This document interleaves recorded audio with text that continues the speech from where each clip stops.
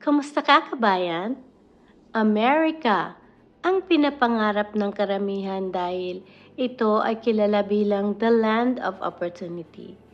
Well, totoo po ito at maswerte tayong lahat dahil nakarating tayo dito sa bansang ito. Ang tanong, natupad mo na bang mga pangarap mo sa buhay?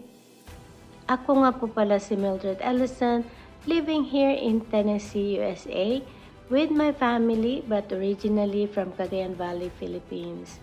Kumusta kay amin dito to kakabsat? Dumating po ako dito sa Amerika noong 2006 na walang ibang dala-dala kundi ang pangarap na mapabuti ang buhay at matulungan ang aking pamilya. Pero sadyang mapagkait ang tadhana. Reality slaps me when I got here. Upang matupad ko ang aking mga pangarap, kinailangan kong kumayod.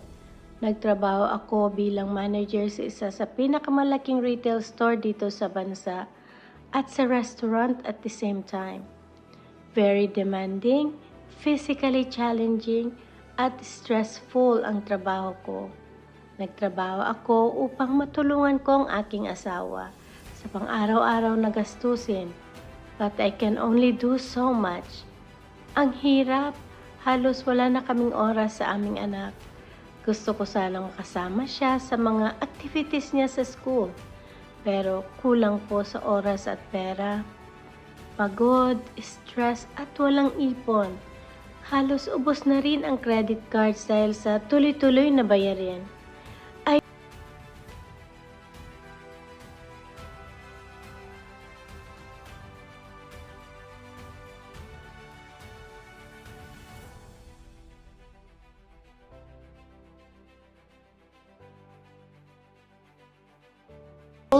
After 2 years of doing this online business, I finally achieved my American dreams, traveling without sacrificing our bills. And yes, I am proud to share with you na nakapagpatayo po kami ng bahay, sarili naming bahay.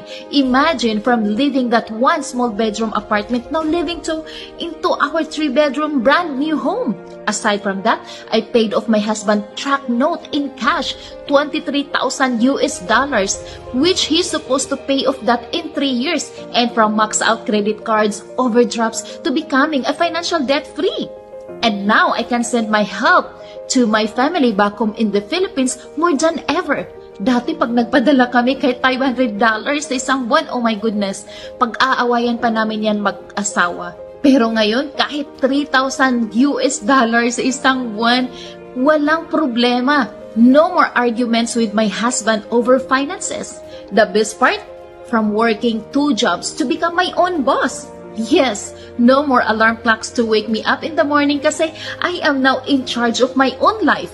I work at my own terms, at my own pace, and earn that 5 figures every month. The best part, the business is legitimate.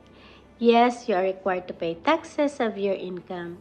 You will receive a 1099 form at the end of the year. And I'm still in disbelief I become a part of this multi-billion-dollar company with over 50 years history in industry. The longevity itself speaks the legitimacy of the business. Ngayon, unti-unti ko nang natutupad ang mga pangarap ko sa buhay.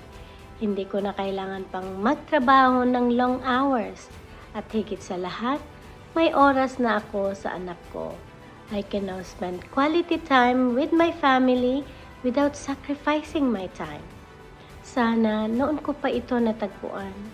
You know, there's a lot of layers in this business that it would really hard to explain everything within 4 to 5 minutes.